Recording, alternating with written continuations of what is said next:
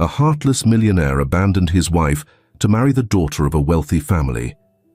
He never expected that his wife would go to the hospital, and the room gleamed with a cold, calculated brilliance.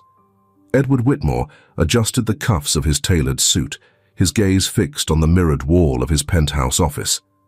The faint hum of New York traffic filtered through the soundproof glass, a distant reminder of the chaos below. Behind him, the Manhattan skyline stretched like a tapestry of ambition, steel, and glass. Edward liked to think he had conquered it all. "Mr. Whitmore," a clipped voice interrupted. His assistant, sharp-eyed and efficient, stood at the doorway. "Your 10 o'clock is here." Edward glanced at his watch, a Patek Philippe shimmering with understated authority. "Give me 5 minutes," he replied, his tone cool, detached. His assistant nodded and retreated as silently as she'd arrived. Edward turned back to the window, hands in his pockets, and surveyed the city he owned, or so he believed.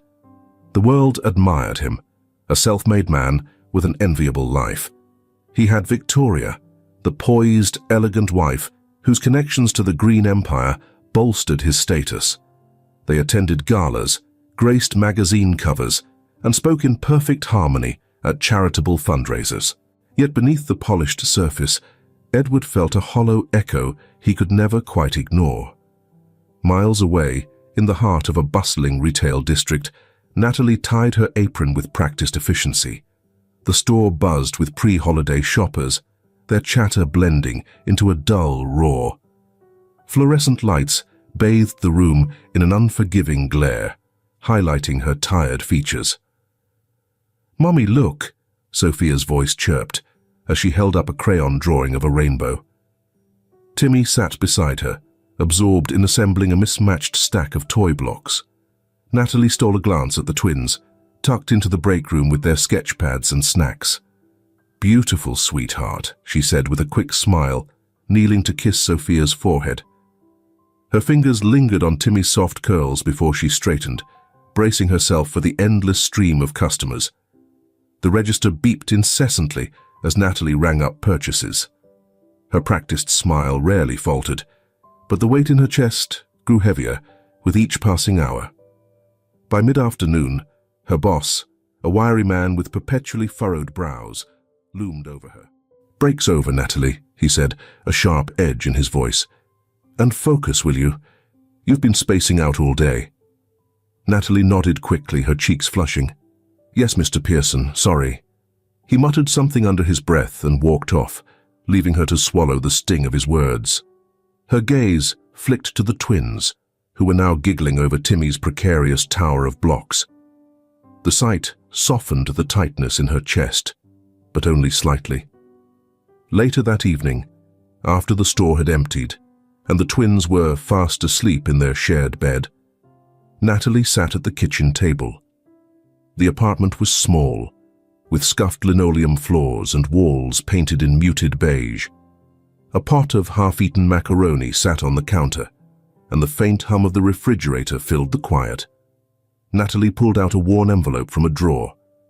The faded medical documents inside revealed her pragmatic decision to conceive Sophia and Timmy through artificial insemination, which stemmed from her intense desire for motherhood and the tumultuous conclusion of her marriage to Edward. He had left her years ago, chasing ambition and wealth, and never looked back. The frozen vials were her last connection to the man she had once loved, a connection he had no idea she had used. She traced her finger over the date on the paperwork, her thoughts drifting. Timmy had Edward's piercing eyes, a fact she tried not to dwell on. Sophia had his determined chin. Yet, neither child would ever know the man who had unwittingly given them life. Natalie folded the papers back into the envelope and pushed it aside. She had no time for regrets. Her children needed her to stay strong. The past had come to an end, and her current focus was on providing her twins with a childhood filled with love, even if it meant bearing the burdens alone. Back in Manhattan, Edward arrived home to find Victoria waiting in their minimalist living room. The lights were dimmed, casting a golden glow over the sleek furniture. She looked up from her tablet, her smile faint, but practiced. "Long day?" she asked, setting her device aside. "Productive," Edward replied, loosening his tie. He poured himself a glass of whiskey and leaned against the marble counter. Victoria observed him for a moment, then returned to her screen. Their conversations rarely ran deeper than this. Their lives, meticulously curated for appearances, left little room for vulnerability. Edward sipped his drink, staring into the amber liquid, feeling the emptiness settle in his chest once more. In her modest apartment, Natalie checked on the twins one last time. Their soft breathing filled the room as she pulled the blanket over them. "Good night, my loves," she whispered, her voice catching. Two lives, worlds apart, bound by a thread neither Edward nor Natalie could see yet. The facade they had built around their choices was beginning to crack, though neither could imagine how deeply it would change them both. The boutique radiated opulence. Polished floors reflected soft lighting, and racks of silk, cashmere, and tailored perfection stood like art exhibits. Victoria Whitmore moved through the store with practiced ease, her heels clicking against the marble. The sales clerks nodded deferentially as she passed, their eyes flickering with recognition. Victoria didn't notice. Her mind buzzed with a mental checklist: the upcoming gala, quarterly reports for her father's company, the art center's next exhibit. Always something. Always pressing. Her chest felt tight. She paused, gripping the edge of a display table. A dull ache spread from her temples to her neck, but she forced herself to breathe deeply. Not here. Not now. "Mrs. Whitmore, would you like to sit?" A clerk appeared, her concern carefully measured, polite but distant. "No, thank you." Victoria straightened, brushing invisible lint from her blazer. "I'll just finish up here." The clerk hesitated, but retreated. Victoria pressed her lips together and continued walking, though the polished surfaces seemed brighter than usual, the light harsher. The air felt thin, as though the room were tilting ever so slightly. 2 floors down, Natalie adjusted the hem of her uniform, glancing at the clock. The afternoon rush was beginning, and her manager's sharp gaze was already scanning the floor. She forced herself to focus as a customer approached with an armful of sweaters, her mind briefly flickering to the twins.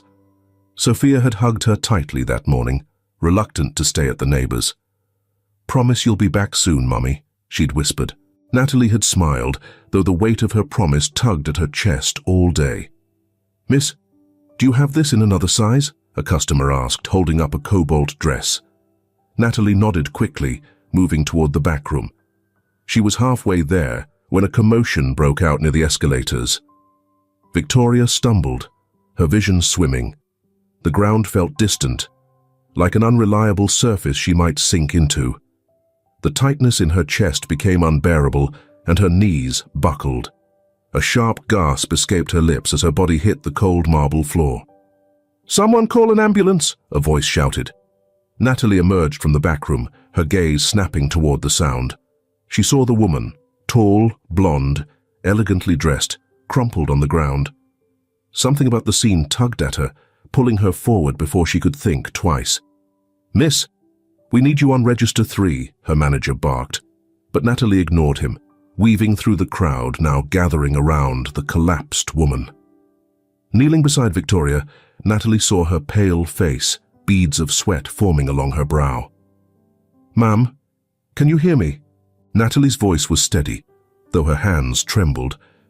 Victoria's eyelids fluttered, but she didn't respond. A store clerk approached with a phone. "The ambulance is on its way." Natalie nodded, then glanced at the murmuring crowd. "She needs air. Step back, please," she said firmly. To her surprise, they obeyed. The faint sound of sirens cut through the noise, but Natalie's focus didn't waver. She lifted Victoria's wrist, feeling for a pulse. Faint, but present. When the paramedics arrived moments later, Natalie helped guide them through the scene. "I'm coming with her," Natalie said, her voice leaving no room for argument. The ambulance jolted as it sped through traffic. Natalie sat beside Victoria, her fingers gripping the edge of the gurney. The paramedics worked efficiently, but Natalie couldn't take her eyes off the woman's face. For a fleeting moment, Victoria reminded her of herself, not in appearance, but in fragility. Alone, vulnerable, and at the mercy of others. Natalie reached out hesitantly, brushing a strand of hair from Victoria's damp forehead. "You'll be okay," she murmured. Her own voice startled her, trembling with a conviction she didn't fully feel. The rhythmic beeping of the heart monitor filled the silence. Natalie's mind wandered to the nights she'd spent in hospital corridors, cradling newborn Sophia while Timmy slept in an incubator nearby. She remembered the hollow ache of solitude, the fear of failure, and the fierce resolve to survive for her children. She squeezed Victoria's hand lightly, as if lending her strength. "It's not always this hard," she whispered. "Sometimes it gets better." By the time they reached the hospital, Victoria's color had returned faintly, her eyes fluttering open as the stretcher was wheeled into the ER. Natalie lingered near the entrance, unsure of her place now. Her uniform was rumpled, her hair disheveled. She looked at the hospital's fluorescent lighting and suddenly felt like an outsider. "Ma'am," a nurse called out, "you were with the patient." "Yes," Natalie replied. She hesitated, glancing toward the bustling ER. "But I should get back." Before she could leave, her phone buzzed. It was her manager. The curt message was clear: "Don't bother coming back tomorrow." Natalie stared at the screen, the words blurring. Her chest tightened, but she pushed the phone into her pocket, forcing herself to focus on the moment.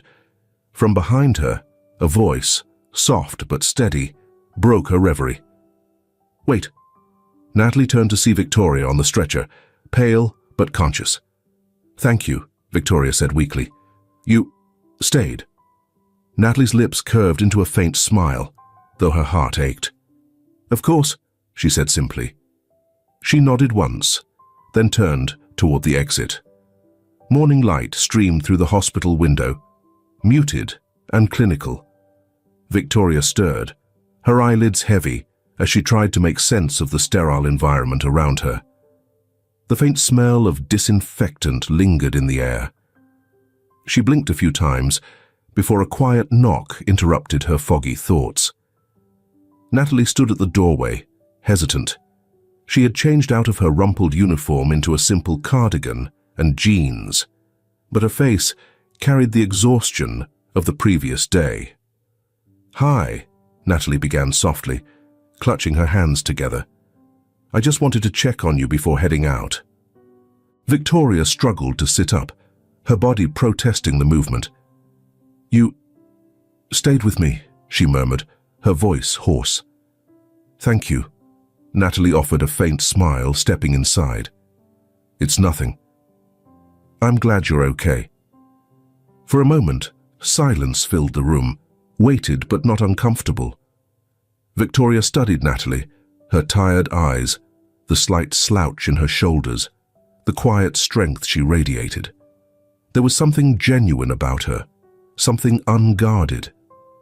It was a stark contrast to the polished, composed faces Victoria was used to.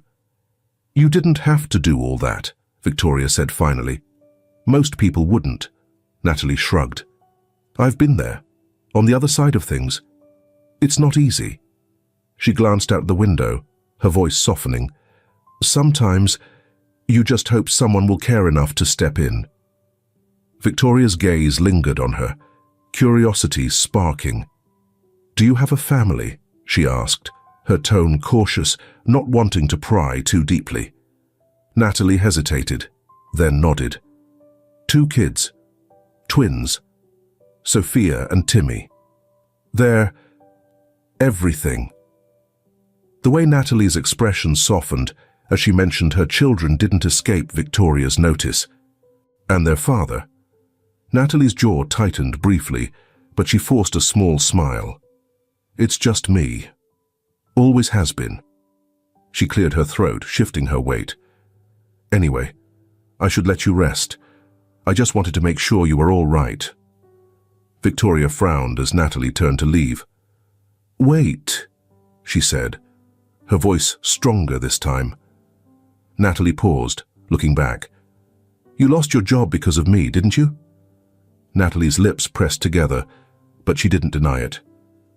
It happens, she said simply. I'll figure something out. Victoria sat up straighter, ignoring the ache in her muscles. I can't let that happen. Let me help. I'll cover your... Thank you, but no, Natalie interrupted, her tone firm but polite. I appreciate it. I do. But I've always handled things on my own. It's just how I am. Victoria tilted her head, intrigued by Natalie's quiet resilience. You're remarkably stubborn, you know. So I've been told. Natalie's smile held a trace of humor, but her eyes betrayed weariness. Victoria leaned back against the pillows, studying her. She could see it now, the thin veneer of strength, barely concealing the weight Natalie carried every day. There was no pretense, no mask. It was refreshing. All right, Victoria said, her lips curving into a faint smile. No handouts, but how about an opportunity? Natalie blinked, taken aback. What is your meaning? I run an art center, Victoria began. We host exhibitions, workshops, and community events. It's growing, and I could use someone like you, someone dependable. It's nothing glamorous, but it's meaningful work. Would you consider it? Natalie hesitated, her mind racing. A steady job, close to the arts, something she could be proud of. It sounded perfect.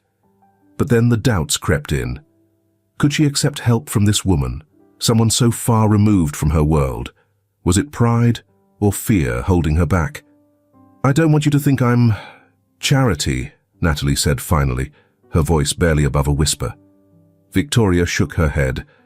I don't, and I wouldn't offer this if I didn't think you'd excel. You stepped in when I needed someone most. Now, let me return the favor. Natalie's breath hitched.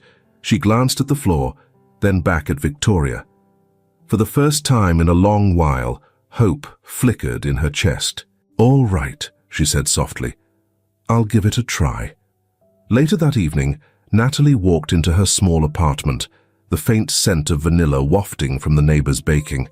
She found Sophia and Timmy sprawled on the living room floor, coloring together with crayons.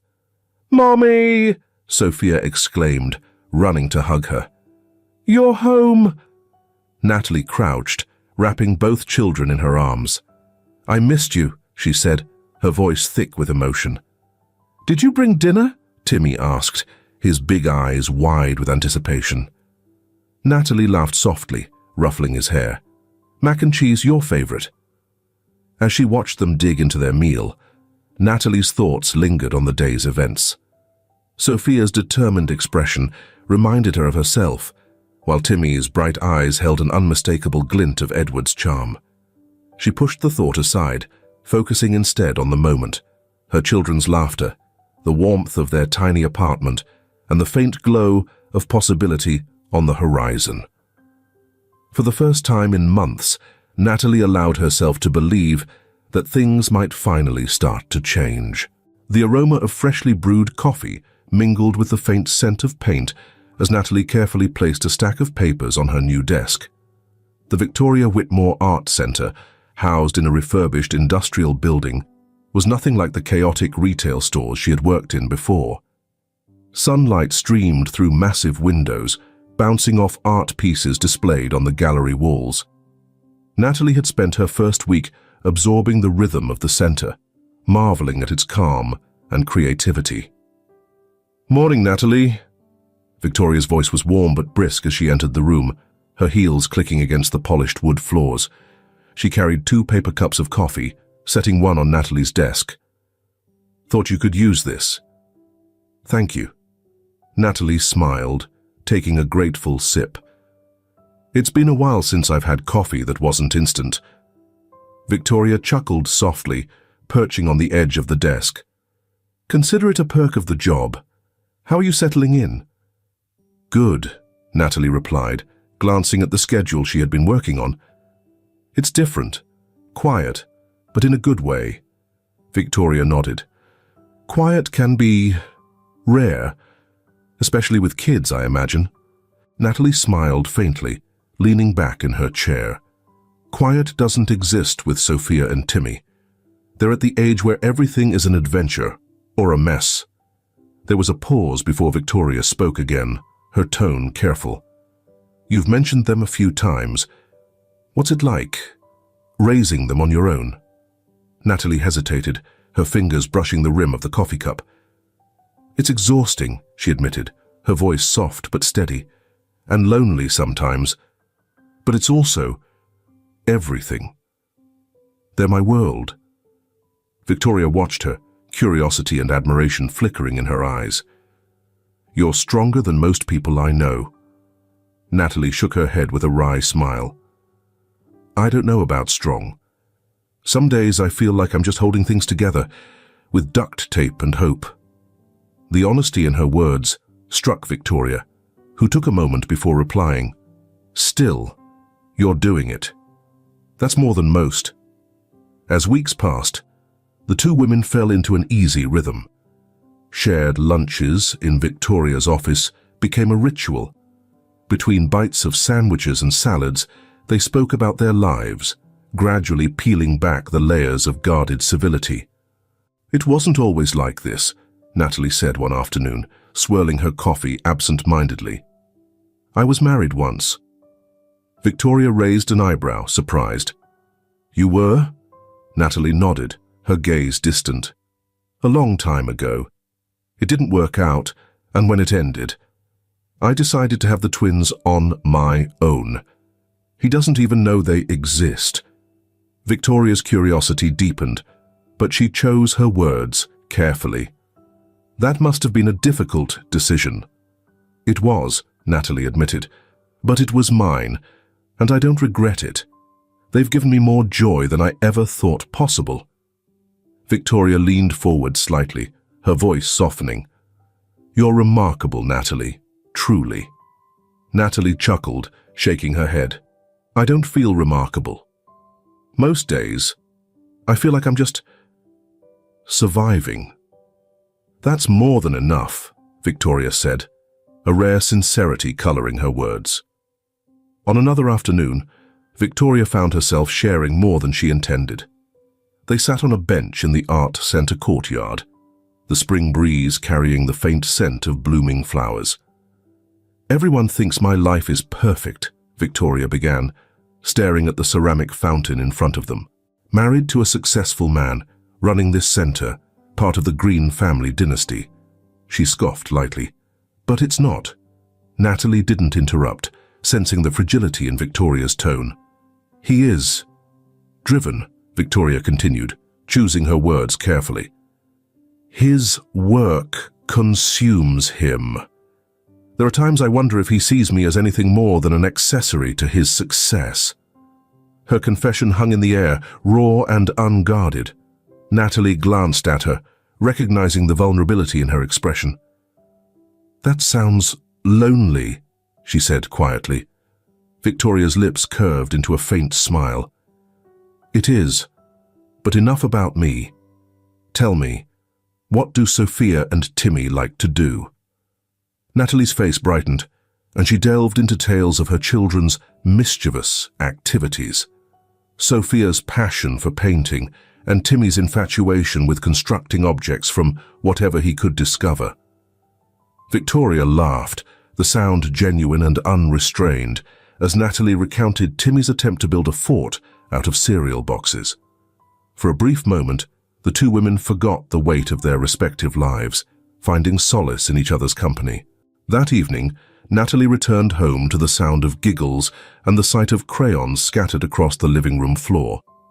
Sophia was drawing a bright, chaotic masterpiece, while Timmy constructed a precarious tower of plastic cups.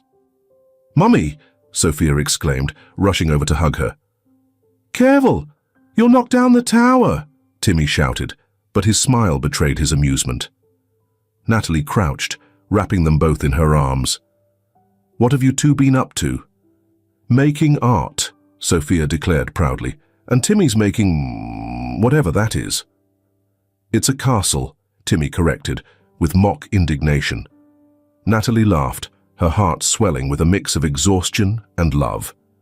She glanced at Sophia's drawing, noting the vibrant colors and chaotic energy. In the corner, a small figure resembled a man with piercing eyes and a warm smile. Her breath hitched, but she quickly pushed the thought aside. As she tucked them into bed later, Sophia reached out and touched Natalie's cheek. "You're the best, Mommy." Natalie smiled, blinking back tears. "And you're my everything." In that moment, the weight of her struggles seemed lighter, replaced by the warmth of her children's love and the quiet promise of a new chapter unfolding.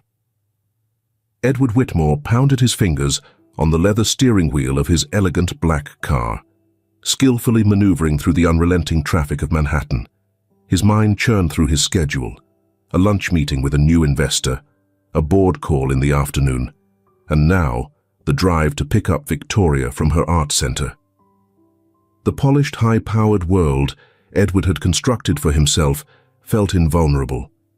But lately, there was a restlessness he couldn't quite shake. His wife had been more withdrawn than usual, and the thought gnawed at him, though he wouldn't admit it aloud. The traffic light turned red. As Edward sighed and adjusted his tie, a flash of movement caught his eye. A young woman with dark curls hurried across the crosswalk, holding the hand of a little girl in one hand and balancing a grocery bag in the other. Behind her, a boy with a mischievous grin trailed, trying to kick an empty soda can as he walked. The sight was unremarkable, until Edward looked closer. The boy. Edward's chest tightened. The child's face was eerily familiar, down to the arch of his brows and the determined set of his jaw. It was as though he were staring at a photograph of himself as a child. His grip on the steering wheel slackened. It can't be. As the light turned green, Edward pulled his car to the curb without thinking. He opened the door and stepped out, his heart pounding as he watched the trio disappear into a small corner cafe. His legs moved before his brain could catch up, following them through the glass door. Inside, the woman, Natalie, was helping the children settle into a booth. Her voice was soft but firm as she guided the boy into his seat. The little girl giggled as she opened a sketchbook, immediately beginning to draw. Edward's breath caught as he realized he knew her. Natalie. His footsteps echoed louder than he intended. Natalie's expression abruptly changed from calm to alarm. For a moment, neither spoke. Edward broke the silence, his voice low but strained. "Natalie?" Natalie's back straightened. She didn't rise or invite him to sit. "What are you doing here?" Edward's eyes flickered toward the children. The boy, Timmy, stared back at him with a curious expression that felt too familiar. Edward's throat tightened. They're yours." "Yes?" Natalie said evenly, her voice clipped. She placed a protective hand on Timmy's shoulder, her fingers steady despite the tension radiating from her. Edward's gaze lingered on the boy. "He looks—" "Don't," Natalie interrupted sharply, her voice cutting through the cafe's hum. "Whatever you're thinking, stop. Edward swallowed hard, glancing at Sophia, who was blissfully absorbed in her sketch. "They're mine, aren't they?" Natalie's jaw clenched. "You don't get to ask that. You walked away, Edward. From me. From everything. You don't get to come back now and—" "I didn't know," he said, his voice rough. "You never told me." "I didn't need to." Natalie's tone was cold, her words precise. "This life. I built it. Without you." Edward stepped back, the weight of her words pressing down on him. His eyes darted between her and the children, searching for something to anchor him. I didn't mean to. You should leave, Natalie said, her voice quieter but no less firm. She turned back to the children, dismissing him as though he were nothing more than a shadow from her past. Edward hesitated for a moment longer, his hands curling into fists at his sides, before stepping out into the street. The drive to the art center felt like a blur. Edward gripped the wheel tightly, his mind racing. Questions tumbled over one another, each more unsettling than the last. Timmy looks exactly like me. Could it be? But how? He tried to piece together timelines, searching for clarity where there was none. By the time he pulled into the center's parking lot, the composed facade he prided himself on had cracked. He took a deep breath before stepping out of the car, willing the whirlwind inside him to settle. Victoria was waiting near the entrance, her expression softening when she saw him. "You're late," she teased lightly. "Busy day?" Edward managed a thin smile, brushing a hand through his hair. Something like that. As they walked toward her office, Victoria's gaze flickered toward him, noticing the tightness in his jaw, the tension in his shoulders. "Is everything all right, honey?" she asked, her voice tinged with concern. Edward hesitated, his usual quick deflections eluding him. "It's nothing. Just work." Victoria studied him for a moment longer, but didn't press. Instead, she slipped her arm through his, offering a quiet comfort he barely registered. As they entered the art center, Edward's thoughts drifted back to Natalie and the boy who could only be his son. For the first time in years, Edward Whitmore felt something he couldn't control. Fear. Fear of what he had left behind. Fear of what it might cost to face it now. The next morning, Natalie was organizing art supplies at the center when Victoria walked in, her face glowing with excitement. She carried a small envelope, delicately embossed with golden lettering. "Hi, Natalie," Victoria greeted warmly, her tone lighter than usual. "I wanted to ask you something." Natalie glanced up, sensing the energy in Victoria's voice. "What's going on?" Victoria handed her the envelope. "It's my birthday next week, and I'd love for you and the twins to come. We're having a small dinner at my home. Nothing too formal." Natalie took the envelope hesitantly, running her fingers over the intricate design.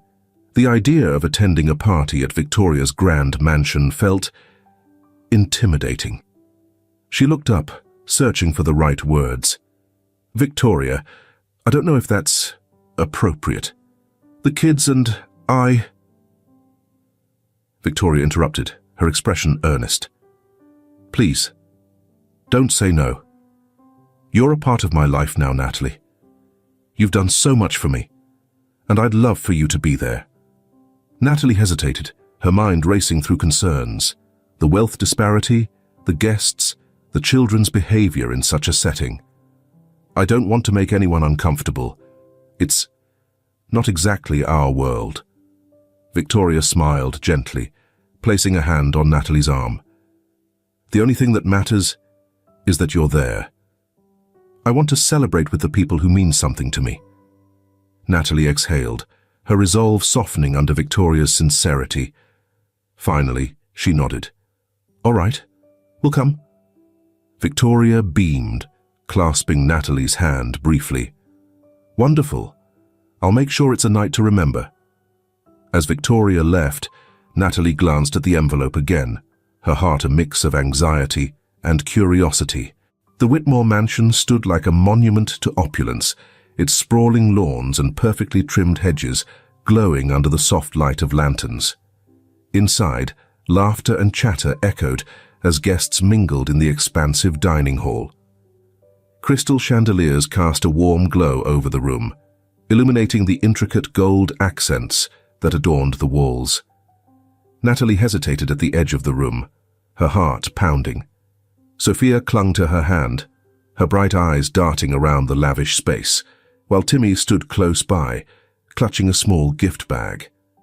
The invitation had come unexpectedly, a handwritten note from Victoria, urging her to join the celebration with the twins. Now, standing amidst the glittering crowd, Natalie wondered if she'd made a mistake. "Mommy, look," Sophia whispered, pointing to a grand staircase. "It's like a castle." Natalie forced a smile. "It is, isn't it?" Her voice was steady, but her chest tightened with unease. He might be here. She had no confirmation that Edward would attend, but the thought lingered, gnawing at her. Victoria appeared moments later, descending the staircase in a sleek black dress that hugged her figure. Her smile was genuine as she approached Natalie.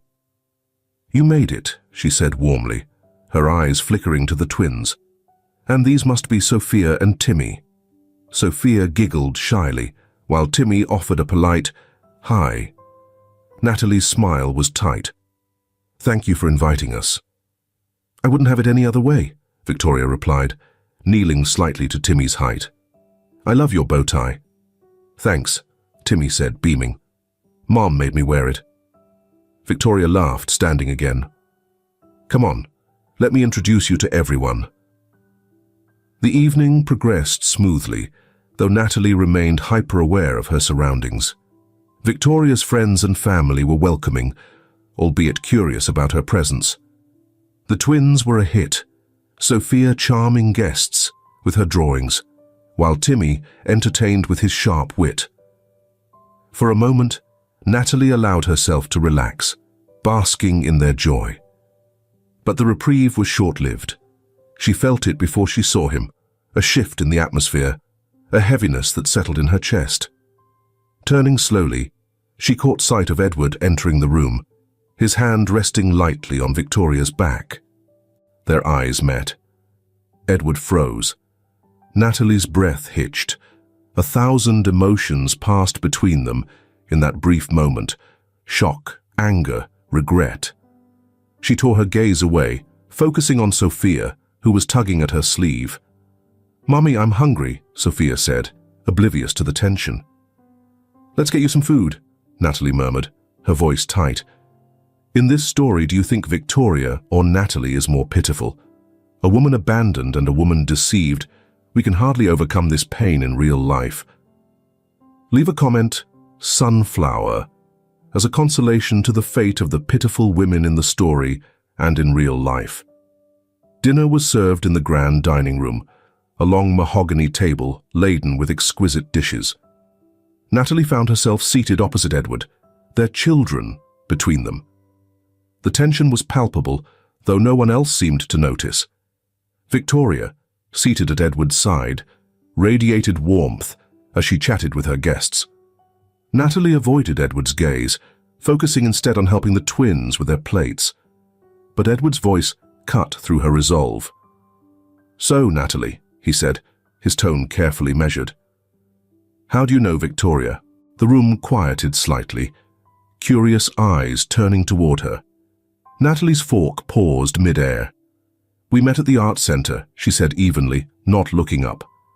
Edward's lips thinned. "How convenient." Natalie's gaze snapped to his, her expression icy. "Yes, isn't it?" Victoria frowned, glancing between them. "You two know each other?" Edward didn't answer immediately, his eyes locked on Natalie. "We have history." Victoria's brow furrowed. "What kind of history?" Natalie set her fork down, her voice steady but laced with anger. "The kind where he walks away and never looks back." The weight of her words silenced the room. Victoria's eyes widened. "Edward, what is she talking about?" Edward's composure cracked. "She's using you, Victoria, don't you see that? This is all some elaborate." Natalie's chair scraped against the floor as she stood. "Stop." Her voice was sharp, cutting through his accusation. "I don't need anything from you. Not then. And certainly not now." Her gaze shifted to Victoria, softening slightly. "I raised my children on my own because I had no choice. I used the frozen sperm Edward left behind, yes, your husband, to conceive them. He has no claim to them, and I want nothing from him." Victoria paled, her hand trembling as she gripped the edge of the table. "You're telling me—" Her voice broke. "Edward knew nothing about this." "No," Natalie said quietly, "because he never cared to know." The room fell into stunned silence. Edward stared at her, his face a mix of guilt and fury. Victoria, tears brimming in her eyes, looked between them as if the ground beneath her had shifted. Natalie took a deep breath, reaching for Sophia and Timmy. "We're leaving." Victoria began to speak, but the words became stuck in her throat. Natalie's dignity was intact, but her heart was heavy as she guided her children out of the room. Timmy looked up at her, confused. "Mommy, why are we leaving?" "Because," Natalie said softly, her voice trembling, "sometimes it's better to walk away." As the grand doors closed behind them, the weight of the evening settled on her. For years, she had built a life away from Edward's shadow, but now it loomed larger than ever. Still, she refused to let it consume her. For her children's sake, she would keep moving forward. Inside the mansion, Victoria turned to Edward, her voice a broken whisper. "How could you not tell me?" Edward had no answer. For once, the man who always had control found himself utterly powerless. The grand dining room was eerily silent after Natalie's departure. The echoes of her final words lingered in the air like a distant thunderclap.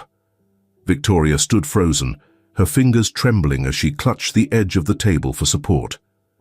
Guests exchanged uncomfortable glances, murmurs growing louder as they tried to make sense of what had just unraveled. Edward shifted uncomfortably under the weight of his wife's gaze. "Victoria," he began, his voice unsteady. "Don't," she whispered, cutting him off. Her usually poised demeanor cracked, tears brimming in her eyes. "Don't say anything." Without another word, she turned and walked briskly out of the room, her heels echoing against the marble floors. Edward stared after her, his chest tightening with a suffocating guilt he hadn't felt in years. Victoria locked herself in the study, collapsing onto the velvet armchair by the fireplace. She pressed her palms to her temples, her mind a storm of anger, confusion, and betrayal. How had she been so blind? She had trusted Edward, built a life with him, and yet a monumental part of his past had been kept from her. And Natalie, sweet, hard-working Natalie. Victoria's stomach churned with guilt as she thought of Natalie's quiet strength, her struggles, and the betrayal she had endured. She had welcomed Natalie into her life, only to unknowingly reopen wounds that should have been left untouched. Her chest heaved as she stared into the empty hearth. She needed time. Time to understand, to breathe. She couldn't face Edward, not now. Edward retreated to the guest wing, the weight of the evening pressing heavily on his shoulders. He loosened his tie, sinking into a chair as he ran his hands through his hair. His mind replayed the scene from the cafe, Timmy's face, the dinner. It was undeniable. Timmy was his son. His selfishness loomed before him like an accusing shadow. Years ago, he had walked away from Natalie, chasing wealth and power, leaving behind a life he thought he didn't need. Now, the repercussions of his decisions have come back to haunt him. Edward's hands trembled as he poured himself a glass of whiskey, the amber liquid swirling like his thoughts. He didn't know where to begin or how to fix what had been broken. Natalie sat on the worn couch in her modest living room, her hands gripping a cup of tea she couldn't bring herself to drink. Sophia and Timmy were asleep in their room, blissfully unaware of the chaos that had unfolded. She stared at the faint scuff marks on the floor, remnants of the twins' endless energy, and took a deep breath. "Focus on them," she murmured to herself. "Just them." Edward's reappearance had been a shock, but she refused to let it derail the life she had worked so hard to build. Her children deserved better than her turmoil. Still, her thoughts strayed to Victoria. Guilt gnawed at her. Victoria had been nothing but kind, and Natalie's revelation had destroyed the fragile balance of her world. She resolved to keep her distance, no matter how much it hurt to lose the bond they had built. Days passed. Edward found himself drawn to the park near Natalie's apartment, an unfamiliar pull guiding him to observe from a distance. He watched Natalie as she played with Sophia and Timmy, her laughter genuine despite the strain in her posture. Timmy ran across the grass, his arms spread wide like an airplane, his face lit with unrestrained joy. The boy's resemblance to himself was undeniable. Edward felt as though he was gazing into a reflection of his early years, a time he had long since buried beneath his ambition and selfishness. For the first time in years, Edward felt something foreign yet profound, a longing, not for power or wealth, but for connection. He remained hidden behind the trees, watching as Natalie gathered the children and herded them home. He stayed long after they disappeared from view, his heart heavy with regret and the beginnings of an unfamiliar resolve. Inside her apartment, Natalie tucked Sophia and Timmy into bed. Timmy reached for her hand, his voice sleepy but curious. "Mommy, why did we leave the big house? It was so pretty." Natalie smoothed his hair, her voice steady despite the ache in her chest. "Because home isn't about how big or fancy a house is, sweetheart. It's about being together." Timmy seemed to accept this, his eyes fluttering shut. Natalie kissed his forehead, lingering for a moment before standing. In the quiet of the night, she resolved to protect her children from the storm brewing outside their little world. Whatever Edward wanted, he would have to face her terms, and hers alone. For now, her priority was clear. Sophia and Timmy were her anchor, her strength. Nothing else mattered. The air in the art center was calm, infused with the faint scent of paint and wood polish. Natalie focused on organizing a stack of brochures, her movements precise, as though busy hands could steady her racing thoughts. She hadn't seen Edward since the disastrous dinner, but his presence lingered, a shadow she couldn't quite shake. The door creaked open behind her, and she turned to find Edward standing there. He looked different, his usually confident posture slouched, his sharp suit slightly disheveled. "Natalie," he said softly, his voice heavy with hesitation. Her chest tightened, but she masked it with cool indifference. "You shouldn't be here." Edward stepped forward, his eyes pleading.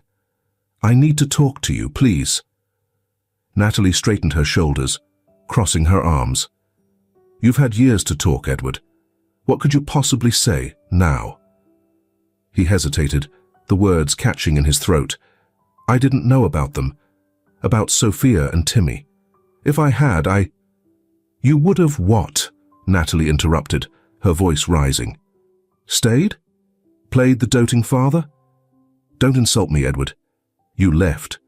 You chose wealth, ambition, and your perfect little life over everything else." Edward flinched at her words, but pushed on. "I made mistakes, I know that. But I want to fix this. Fix us." Natalie shook her head, her eyes hard. "There is no us, Edward. There hasn't been for a long time. I decided to have those children on my own because I knew I couldn't count on you. And I don't need you now." "They're my children too," he argued, his voice breaking slightly. "They're mine," Natalie snapped, her voice fierce. "I raised them. I sacrificed for them. I loved them every single day while you were off chasing your empire. You don't get to swoop in now and act like you have any claim to them." Edward's shoulders sagged, and he looked down at the polished floor. I want to be in their lives. I want to know them." Natalie's heart clenched at the rawness in his voice, but she stood firm. "If you want to be a part of their lives. You'll have to prove it. Not to me, but to them. Actions, not words, Edward.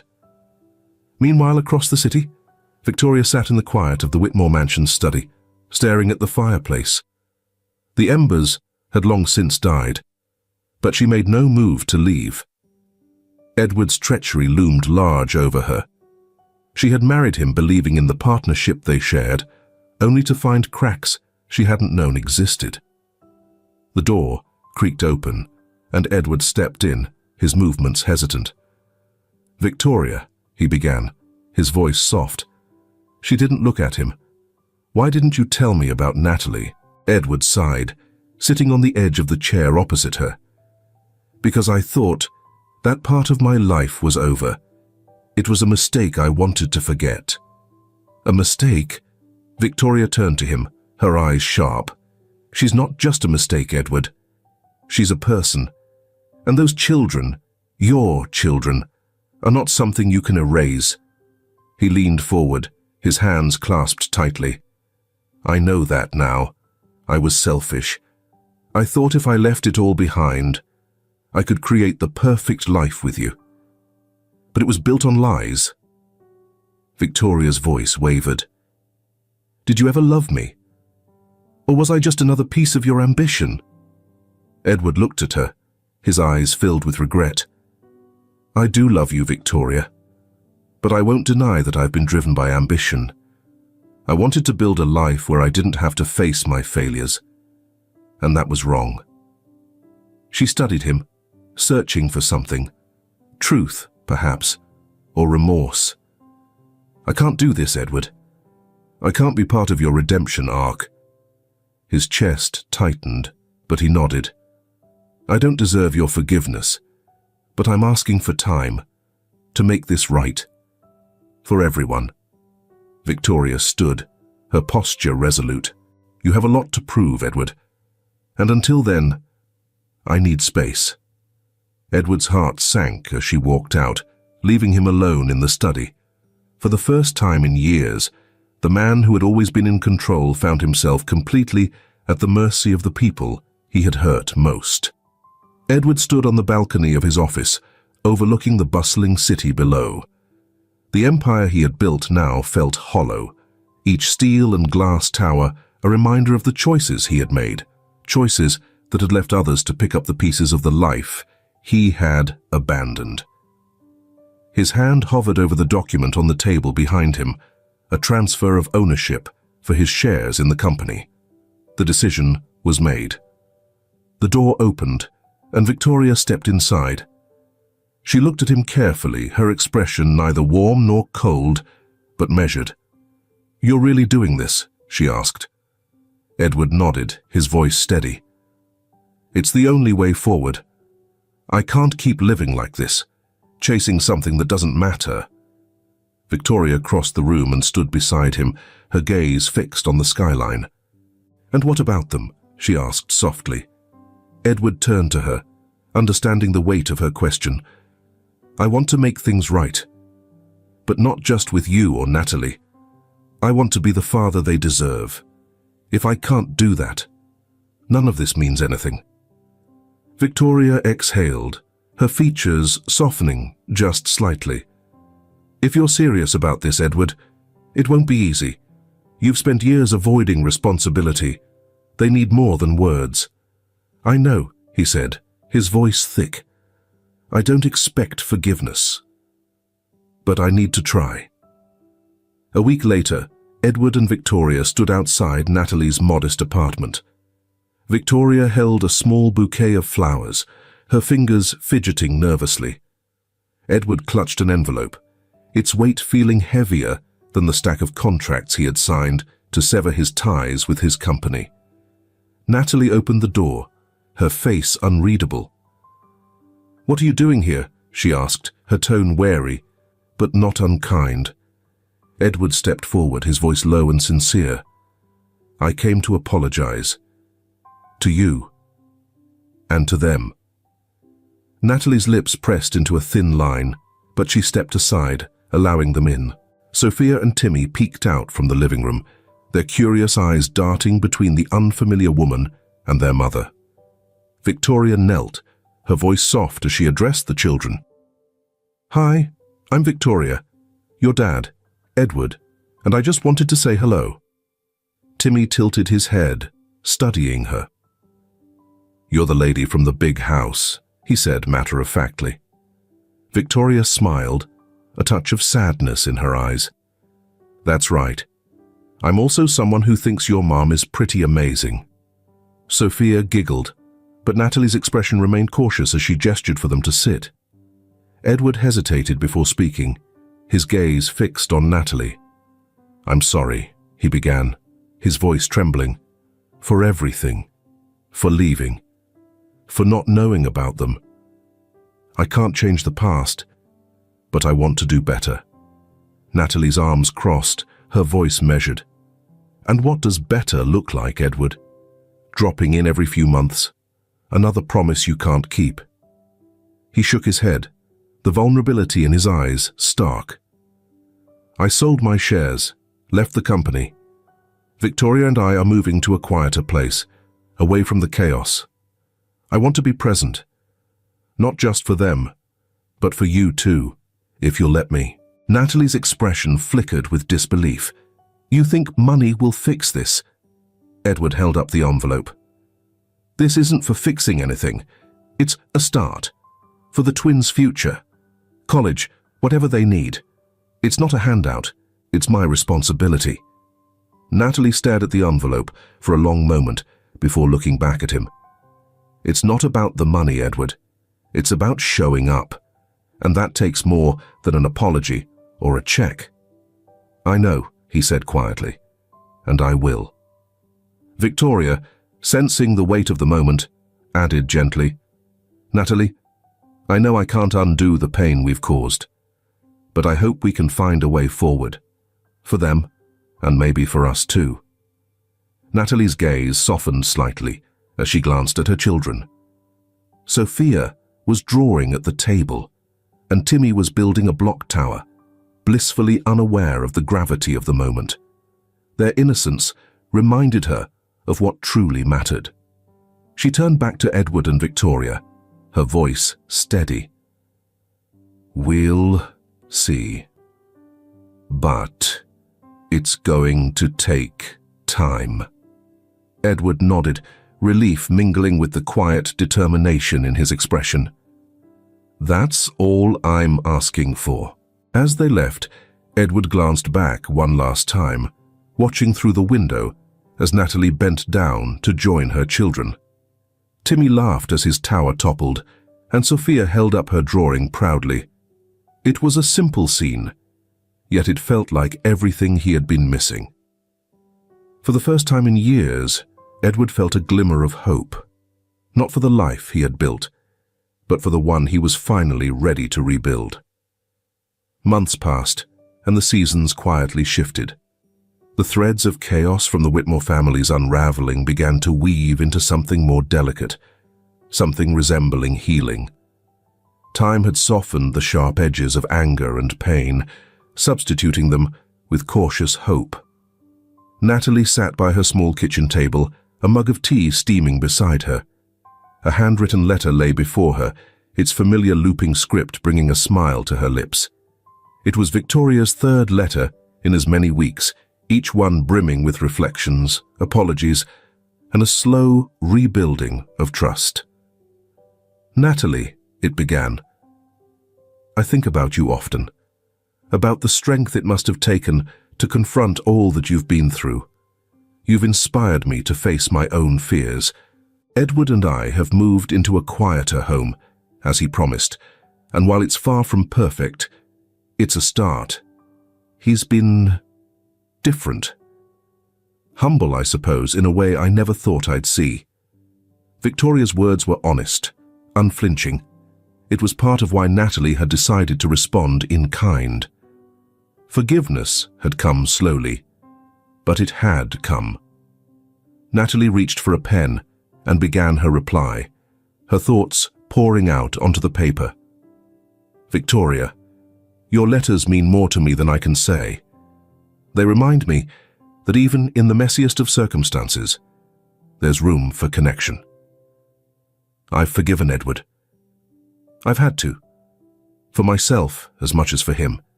I see now that holding on to resentment only held me back from the peace I've worked so hard to find. She paused, glancing toward the living room where Sophia and Timmy were sprawled on the floor, coloring and giggling. Her heart swelled as she continued. I hope you find happiness in your new life. You deserve it. Edward does too, if he can truly change. Maybe one day, when the time is right, we can all find a way to navigate this together. She folded the letter neatly, slipping it into an envelope and setting it aside to send the next day. At the art center, Natalie's confidence had blossomed.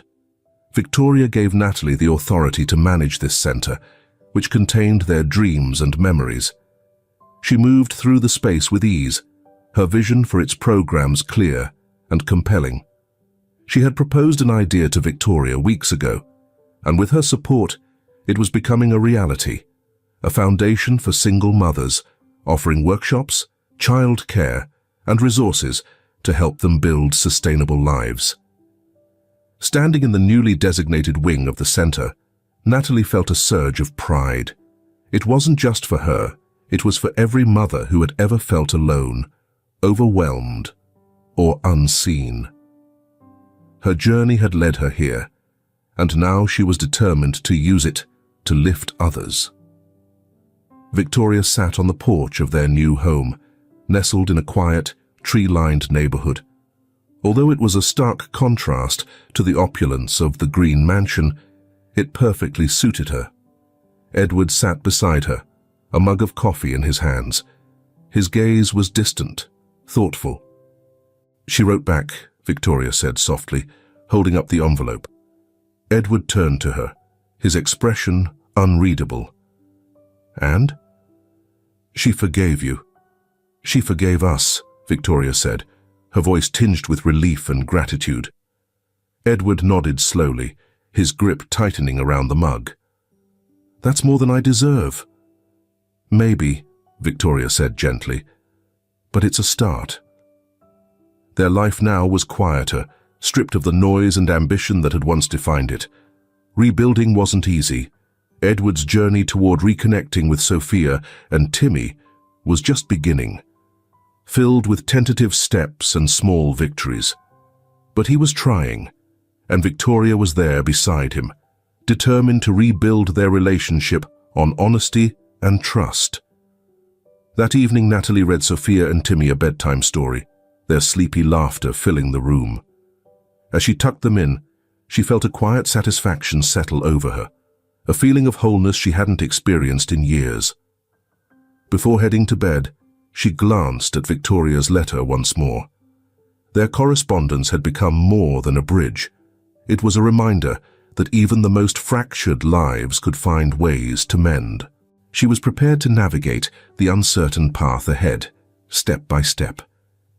In the soft glow of her lamp, Natalie allowed herself a moment to dream of the future. Not just for her, but for Sophia, Timmy, and even the unlikely connection she had rebuilt with Victoria and Edward. Healing, she realized, wasn't just a destination. It was a journey they were all taking together. The grand opening of the foundation was a day Natalie would never forget. The art center bustled with life, its walls adorned with paintings created by single mothers and their children, a testament to resilience and creativity. The newly dedicated wing, named the Hope Haven, stood as a beacon of empowerment for those who walked through its doors. Sophia and Timmy clung to Natalie's sides, their excitement palpable. Sophia held a bouquet of daisies she had picked herself, while Timmy proudly wore a name tag reading Junior Assistant. Natalie crouched to their level, her voice soft but firm. You two ready to help me cut the ribbon? Sophia nodded eagerly. Can I hold the scissors? Not without me, Timmy interjected, puffing his chest. Natalie laughed, brushing a strand of hair from Sophia's face. We'll do it together. As the crowd gathered outside, Natalie stood before them, a mix of nerves and pride bubbling inside her. She cleared her throat, her voice steady, despite the emotions swelling in her chest.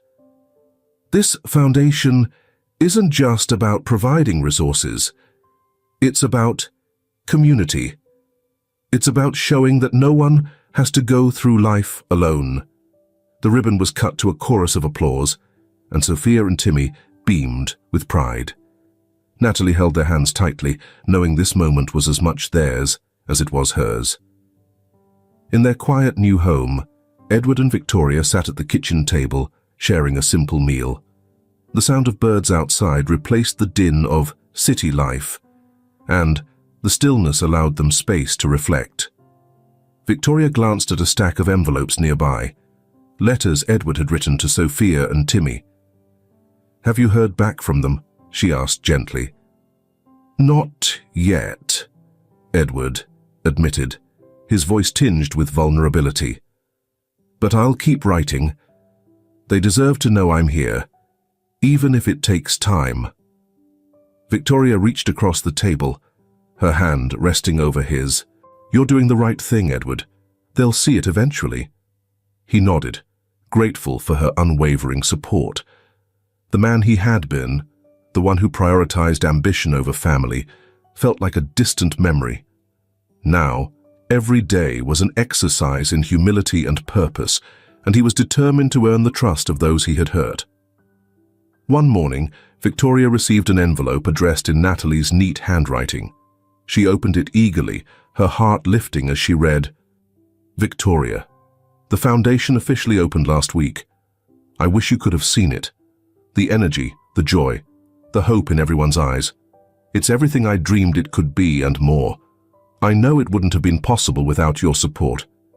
If you're ever in town, I'd love for you to visit. I think it's important for you to see what you've helped build. Not just the foundation, but the life it's creating for so many others."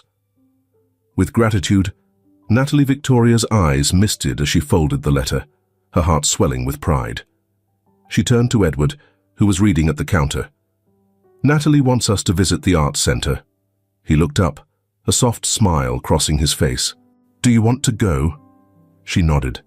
"I think it's time." The story closed with a scene of unity. Natalie guiding a group of mothers through an art class, Sophia and Timmy playing nearby. Victoria and Edward stood at the edge of the room, quietly observing. For a moment, there were no lingering tensions, only a shared understanding of how far they had all come.